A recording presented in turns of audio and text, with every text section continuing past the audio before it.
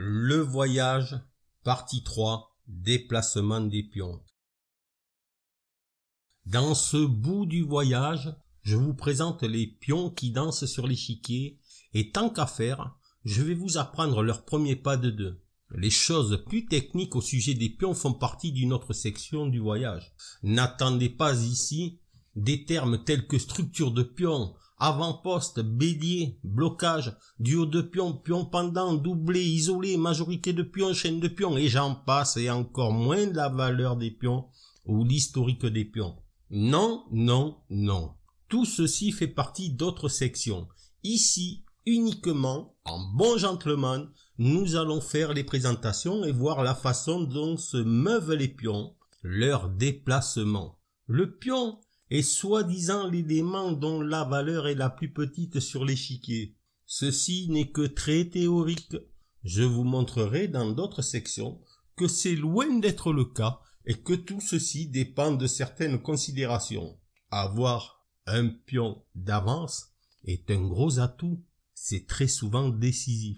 Chaque camp possède 8 pions, disposés sur la deuxième rangée pour les blancs et sur la 7e pour les noirs. Contrairement à tous les autres acteurs de l'échiquier, il ne peut pas reculer.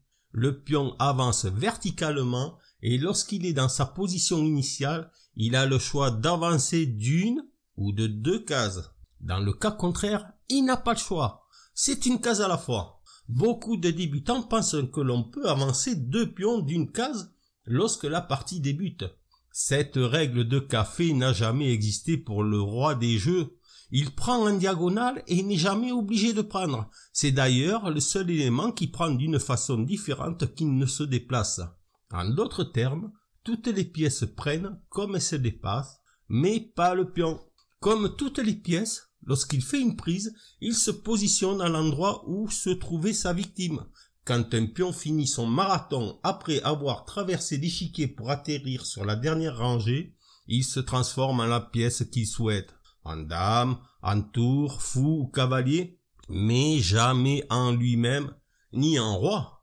De sorte qu'il peut exister plusieurs dames de même couleur sur l'échiquier, mais jamais plus de 8 pions ou 2 rois identiques sur l'échiquier.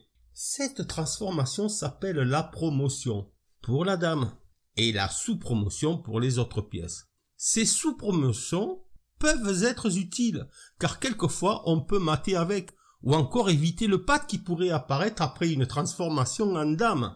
Je trouve cette nymphose magique. En ce qui me concerne, j'appelle cela « petit pion deviendra grand ». Cela fait moins militaire et nous engage à grandir ensemble. Blague mise à part, en règle générale, c'est en dame que le pion se transforme. Mais pas toujours. À noter qu'il peut arriver à bon port en prenant une pièce. La puissance d'un pion qui menace de se transformer décide très souvent de la partie. Cette menace indique à l'adversaire de faire très attention sous peine de se trouver rapidement en déficit de matériel. D'autre part, et décidément, le pion est vraiment à part aux échecs, puisque par une exception venue du fond des âges, il existe aussi ce qui est nommé la prise en passant.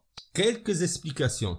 L'avancée de 2 cases dans une position initiale nous vient du XVIe siècle. Avant, les pions avançaient d'une seule et unique case, quel que soit le cas. Mais comme le pion prend en diagonale, il fut considéré à partir de ce fameux XVIe siècle qu'on pouvait prendre comme avant. Autrement dit, comme si le pion n'avait avancé que d'une seule case. Je ne peux m'empêcher de vous parler d'un peu d'histoire, même si au début de cette vidéo, j'ai juré mordicus que je n'en ferai rien. Je suis un perpétuel incorrigible. Je reviens avec mes sabots et mes moutons. Je disais donc que lorsque l'on a la possibilité de prendre en passant, il faut se décider de prendre immédiatement, après l'avancée des 2 cases du pion adverse. Il ne faut pas perdre de vue qu'il n'y a aucune obligation de prise, sauf si c'est le seul moyen de sauver son roi. En dehors de cette triste fin, il s'agit avant tout d'un choix. Très rarement, un pion peut être pris de 2 façons par d'autres, en passant et classiquement. En voici un exemple sur l'échiquier. Les blancs poussent leur pion de 2 cases et les noirs peuvent prendre de 2 manières. B5 prend A4 et B4 prend A3 en passant. Dans d'autres sections de ce grand voyage, je vous causerai plus en profondeur du pion, tant au niveau historique que stratégique et tactique, mais pour le moment, un pied et un seul devant l'autre. Êtes-vous prêts à continuer le voyage? Oui? Alors mettez votre ceinture, nous prenons ensemble notre vitesse de croisière, en douceur, mais sûrement pour atterrir de plein fouet et sans trop d'élan au prochain relais, pour peu que vous preniez votre ticket.